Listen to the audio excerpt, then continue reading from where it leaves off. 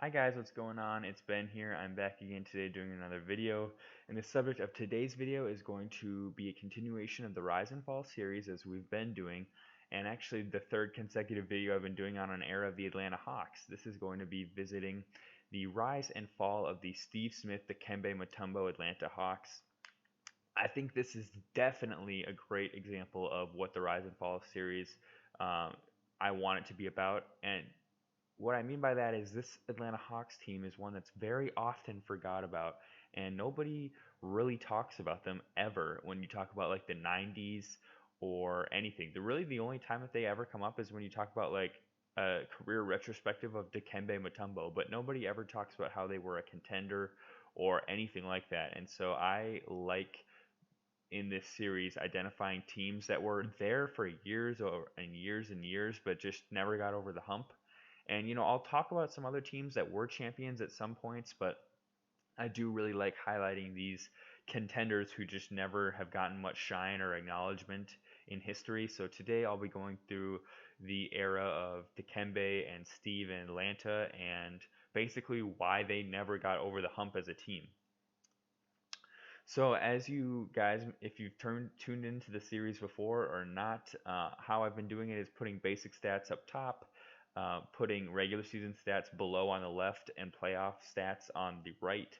I'll go through and explain the stats board real quick. You have games, minutes played, field goal attempts and percentage, along with the same for threes and free throws. Then you've got total rebounds, assists, steals, blocks, points. And I'll go through each of the seasons and talk a little bit about why they either succeeded or failed in this season. So starting off with 94 and 95, this was Steve Smith's first year in Atlanta. He had come over from the Miami Heat in a trade. You'll see if you look at this team's up and down their stats, they actually had most of their key dudes healthy for this year. And if you don't know who the guy in the top right is, that's Ken Norman. I decided to put him in here because this is really the only season out of this era he played for the Hawks. And I want to give some shine to Ken Norman, who is probably a name that not many people hear. And, I only hear it briefly discussed about guys who were good and underrated in the 90s, but I wanted to give him a little bit of acknowledgement here. He was a big factor for this team this year, surprisingly. Um, he was 13 points a game, playing limited minutes, so pretty he was like the microwave, like Vinnie Johnson. Like you put him into the game, he scores his points, you can take him out. But he missed some time during the end of the regular season. You'll see he missed the last 8 games of the regular season, and he actually ended up missing all of the playoffs as well. And I think that was a big factor in this team dropping off from the regular season to the playoffs is that, you know, they weren't great offensively, as you can see.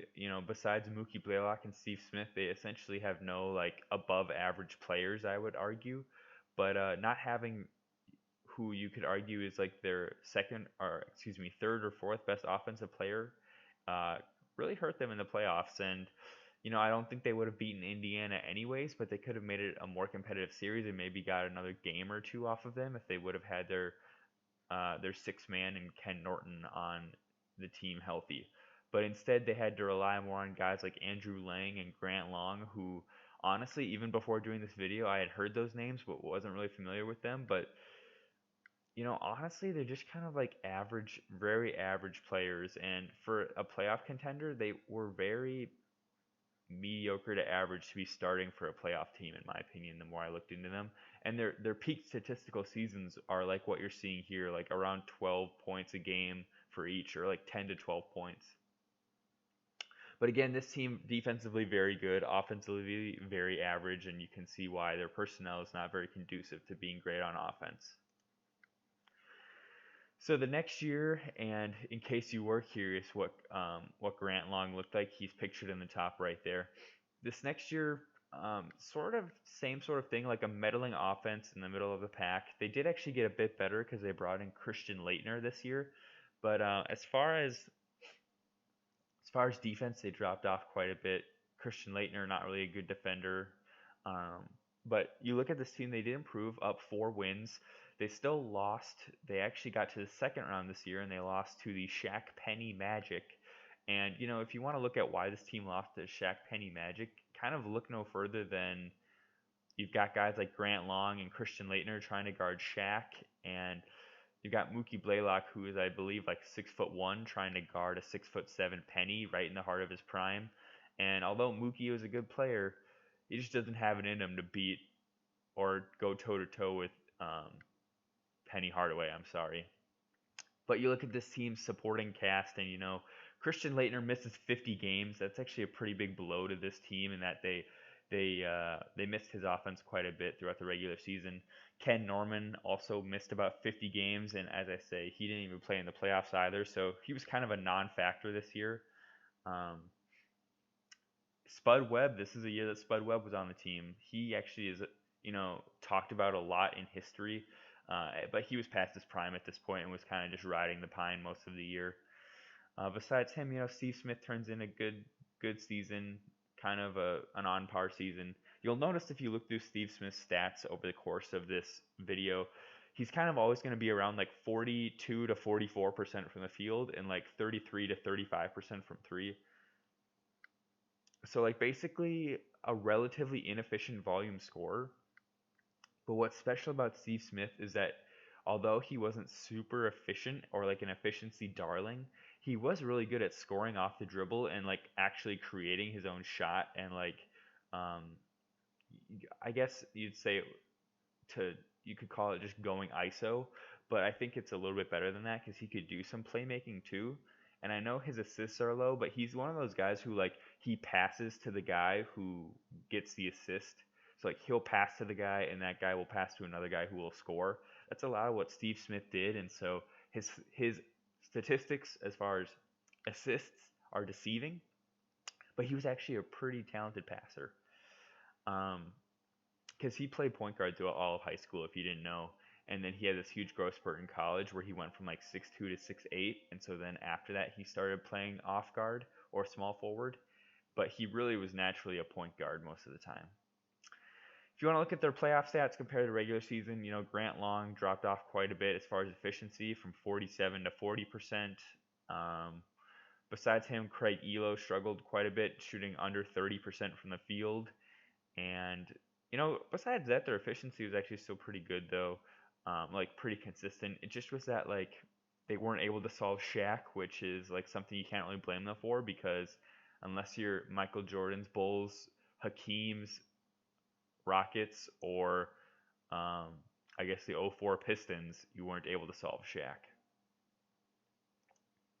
Going into this next year is when they really hit their stride, and I would say this is like the peak season of this Steve Smith Dikembe era. As you can see on screen, you had a really good offense, a really good defensive rating as well. Their best record of any of these years being a 56-win team. Again, they did bring in Mutombo at this point, so their defense went up quite a bit. You'll see it went up from 16th to 3rd, and yeah, that's Mutombo right there. He makes the difference. They basically ditched Grant Long, and they said, "Hey, Dikembe, can you be our new dude?" Not that informal, of course, but that was sort of the trade-off there. As you can see, the previous season, Grant Long and Andrew Lang were major contributors, and I believe Andrew Lang was actually still on this team, but he just played like a very few number of games. But Grant Long was the guy that really was gone now, and Dikembe replaced.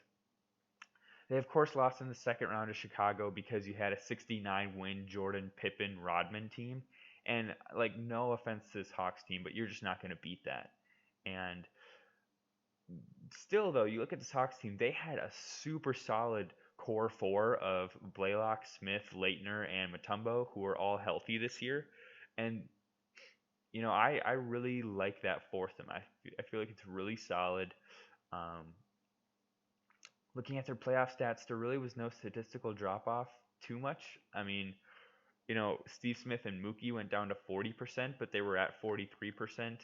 Laettner went down to 40%, but he was at 49% during the regular season. So I guess if you want to argue that somebody struggled statistically, it'd be him. But for the most part, they really didn't struggle like all that much statistically in the playoffs. It's literally just that they ran into like what you could argue is the greatest team of all time, which they lost to them. And, I can't really blame them for that. It's just the circumstance that they ended up as the 4 seed, and that, normally a 56 win team in the East would be good for a 1 or a 2 seed, but this year you had Shaq and Penny, you had Michael and Scotty and the gang, and then I believe the Knicks were 1 win better. They had 57 wins this year, so they were 1 win better than the Hawks. So they got the 3rd seed. So they got to face Orlando in the second round instead of, well, actually no, the Knicks lost in the first round. Either way, the the Hawks had to go against the Bulls in the second round rather than the Magic, who they might have matched up a little bit better with, considering Mutombo could have done some work on Shaq. But either way, a really good season for this team. Great on both ends of the floor. Leitner was healthy and really good during the regular season. Blaylock had his best field goal percentage actually during this whole stretch for them during the regular season, and his 3-point field goal percentage was really high too. Steve Smith, again, look, he had a very average season for himself, 43% from the field, 33% from three. That dude's just consistently mediocre as far as efficiency, which to me is a huge deal. 97 to 98, they took a little bit of a drop off, and you'll look and say, like, well, why did they take a drop off? Well, there's no distinct reason, honestly. I think it's just that, they when a team has a couple of good seasons or a couple of playoff runs, they maybe get a little bit tired, and I think that was kind of the case for this team, is that they just weren't as hungry after losing to the Bulls the year before and losing to the Magic the year before that. I think those are both seasons where they thought that they had a good shot to contend, and they definitely ran into these teams that are just absolute buzzsaws and just cut them off. And I think, they lost to Charlotte this year, which you say, like, who did Charlotte have? I think this was like the Glenn Rice, Vlade Divac kind of era, which wasn't that talented of a team, but I guess you look at the playoffs and, Dikembe pretty much had a awful series as far as offensively, and I know he's not known for his offense, but it does make a difference when he's basically a complete non-factor. 46% from the field for a 7'2" guy who weighs close to 280. That's really bad. And yes, he got the 13 rebounds a game, but that's really bad. And then Leitner was a huge drop off in the playoffs. You look at him, he's down to 22 minutes a night, 34% from the field, less than 10 points a game. That's a huge drop off. Who, if you look the season before, he's giving you 18 and 9, and he was an all-star. And now this year in the playoffs, he's less than 10 points a game, 4 rebounds, shooting 34% from the field. A guy who you did see emerge quite a bit this season was Alan Henderson, who I believe is the brother of Gerald Henderson. Um, Alan Henderson, good 6-man kind of role, but he's not going to compensate for your former All-Star Leitner basically jumping off a cliff in the playoffs. So I put a lot of blame on Leitner here. Well, overall, I just feel like this team, again, it's not that they necessarily lost. They just ran into a team that played a lot better than them in the first round, I felt like. 98 to 99, you had the same core again. The offense continued to slip a bit as, again, they lost Christian Laettner. And I'm talking a lot about Laettner in this video. I didn't realize I'd talk about him as much as I am, but he was really a linchpin for this team in that he gave them low post offense, which when he wasn't there was something that they didn't have. Like, again, you'll see actually on the regular season stats on this year, you had the emergence of Grant Long again, who I don't have anything against Grant Long, but he was not the key for this team on offense in the low post. You see, he shot 42% from the field. That's not very good. Under 10 points a game. They brought in LaFonso Ellis to try and compensate for losing Laettner, but again, it didn't really help. And overall, this team, pretty similar to the year before, except for Laettner being gone. Blaylock really struggled as far as efficiency. Steve Smith had his worst efficiency year of any that we've looked at so far. They lost to New York in a sweep in the second round. And again, if you look at their playoff struggles, Grant Long struggled with efficiency, and especially Steve Smith and Mookie Blaylock. Collectively, those guys who equated for like a little under half of their offense, because you'll look and see They collectively shot 34 shots between the two of them in the playoffs, and they were shooting 34% from the field, which is putrid. New York was a good offensive team or defensive team, but not good enough to make them struggle that bad. And really, this was like the beginning of the end for Mookie Blaylock and even Steve Smith, sort of. Like they still were scoring in volume, but they weren't scoring even at the mediocre efficiency rates that they were previously scoring at. They were just downright bad as far as efficiency. And you're going to lose when your two best players on offense are collectively shooting 34% from the field. So then next we go on to the 99 to 2000 season, which was really a big change for this team. As you'll see, their record dropped off a ton along with their offense and defensive rating. And really what happened to this team? Well, they lost Mookie Blaylock and they lost Steve Smith to trade. They traded Steve Smith, they lost Mookie Blaylock. They traded Smith for Jim Jackson and Isaiah Ryder, or J.R. Ryder if that's how you call him, his name. But I I think that that was fundamentally a trade that signaled the beginning of the end for this team.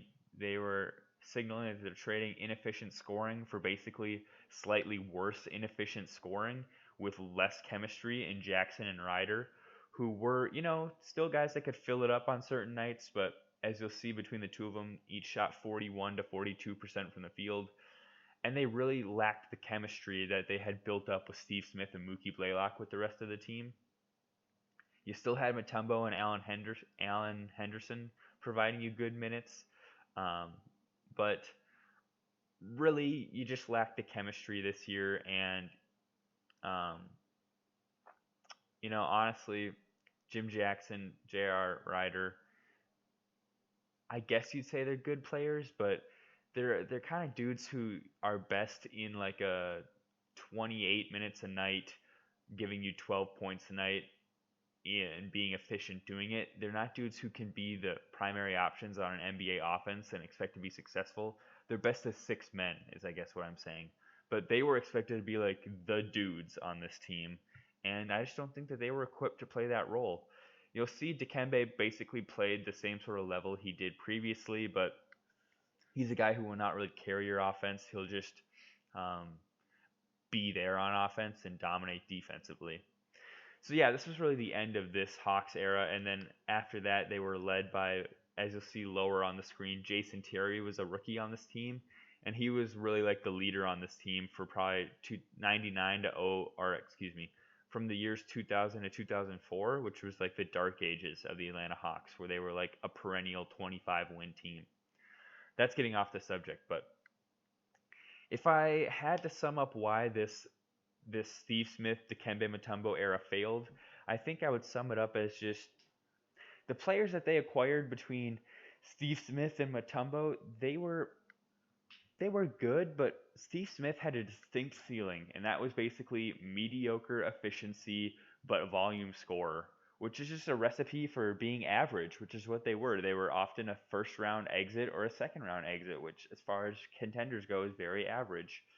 And you look and you say, their supporting pieces were okay, but they were really, in some of their seasons, like you'll say, um, the 94, 95, 95, 96, their supporting pieces were more oriented towards being defensive guys, like Grant Long, not a really good offensive player, so to speak, or Andrew Lang necessarily. Um, this team really, a lot of their rise and fall can be attributed to Leitner, I feel like, which is really weird, and it feels really weird for me to say, but this 96 to 97 season was when they were just hitting on all cylinders.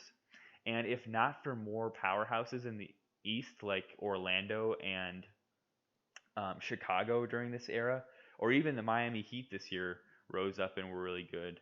That's the team that was the 2 seed, not Orlando. I've mistaken myself.